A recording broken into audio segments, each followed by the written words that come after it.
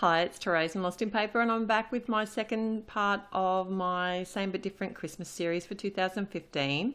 And I've gone through my stash of Christmas stamps, and I've chosen stamps that I think will work really well for a background, and also a couple of sets here from Hero Arts where I'm going to get my sentiments.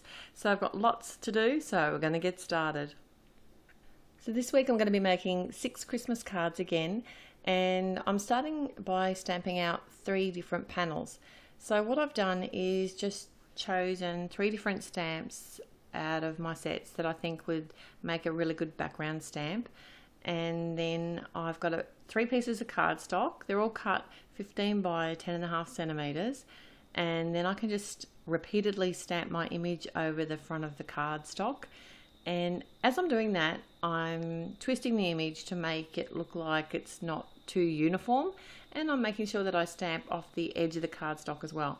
And I already know that I don't need the whole piece of cardstock, so I'm stamping most of the panel but not all of it. So this image that I'm starting with today is an older set from We Are Memory Keepers called Noel, and it's just one of those cheaper stamp sets. I think it's even acrylic, but it stamps really well with the Memento ink. And this Olive Grove colour is such a nice deep green, and I thought it'd go really well with some Copic colouring. For my next image, I have an Inkadinkado stamp set. This is also a smaller stamp set, and I've got to say, to be honest, I didn't stamp this very well. It wasn't actually the stamp, it was the way I was stamping, and once I worked it out, I was fine. But because these are clear images, it's easy enough to re-stamp the image. And when you've got multiple stamped images, you know, a few little areas here and there, people aren't going to notice. So don't get too freaked out if your stamping isn't perfect. Did I say this set is called Santa and Elf? It's also an older set.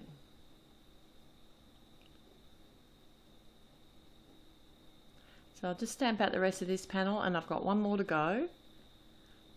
And on this panel, this is actually a newer set from Avriel, and I just love these flowers.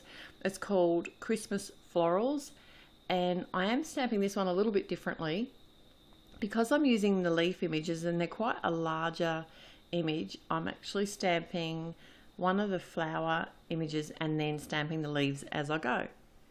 And I'm using Memento Love Letter, and for the green on the leaves, it's one of my new favourite colours. It's from My Favourite Things, and it's called Limelight. It's a dye ink, and it's really pretty.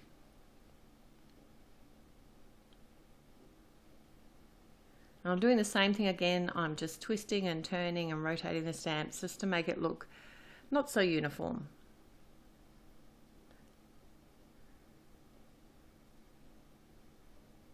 And I'll just continue on and finish stamping out this panel.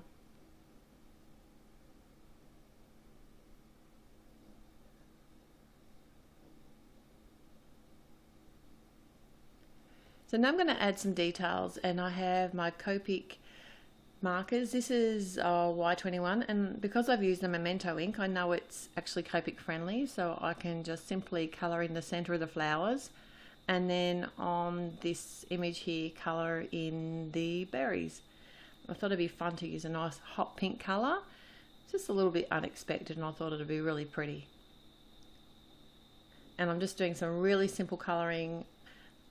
Because these colours aren't very close on the spectrum, they aren't very easy to, what am I trying to say, blend. but it seemed to look fine in the end.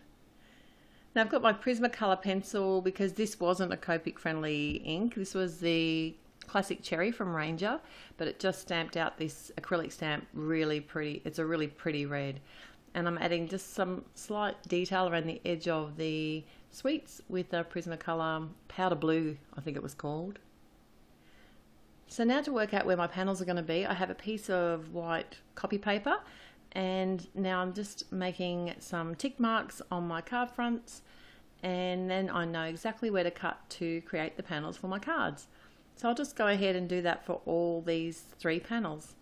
And it's easy enough to do on the Fiskars stamp press, Fiskars trimmer, because it has that guide wire there. But you could use a craft knife and a ruler. If that's all you've got, it'll work just the same.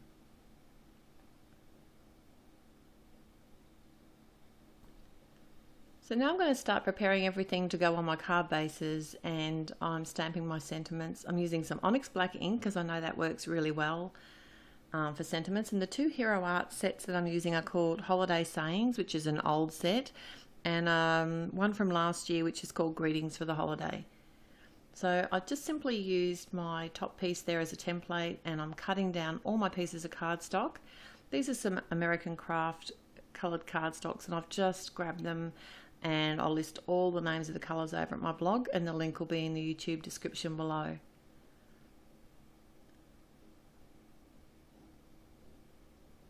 And then I can just simply start getting all my pieces ready to sit on my card bases, and then I can assemble. So this is the larger sentiment set, and I thought that would work really well with the angled panelled cards. I mean, I suppose they're all angled, but the ones that have the angle panel on top of the card. But they're all on top of the card. Oh well, you know what I mean.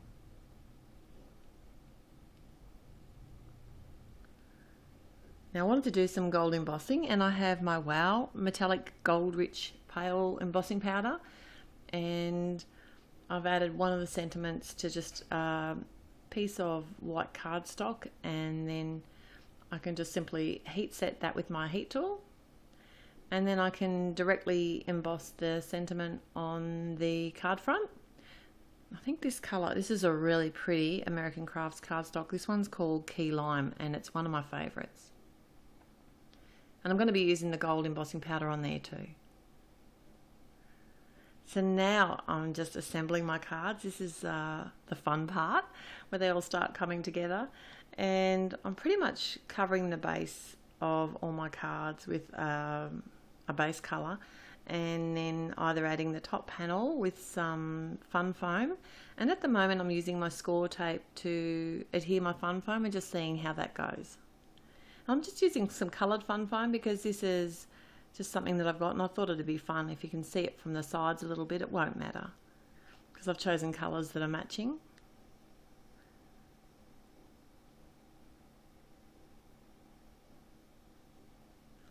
And I won't make you sit through all the assembly, I promise, because it is all the same for each two cards.